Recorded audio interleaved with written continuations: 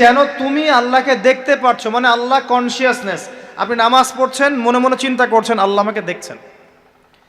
আপনি ব্যবসা করতে বসেছেন, মাপছেন, ওজন দিচ্ছেন, একটু কম বেশি দেওয়ার সুযোগ আছে, কাস্টমার দেখছেন আপনাকে, কিন্তু আপনি চিন্তা করছেন আল্লাহ আমাকে দেখছেন। আপনি কি বুঝতে পারছেন কি বুঝতে পারছি?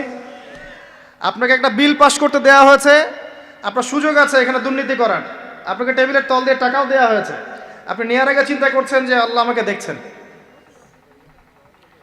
আপনি আপনার বান্ধবীর সাথে পড়াশোনা করছেন ফ্রি মিক্সিংয়ে, আপনার বান্ধবী আপনাকে প্রপোজ করছে, চলো আমার সাথে একটু কফি খাও, চলো না একটু ঘুরে আসি, বান্দরবন ঘুরে আসি, চলো না একটু ঘুরে আসি। ঘুরলে কি সমস্যা, বন্ধু বান্ধব একসাথে ঘুরতেই পারে, আর আমি তো তোমাকে ভালোবাসি, তোমাকে বিয়ে করব, সমস্যা কোথায়?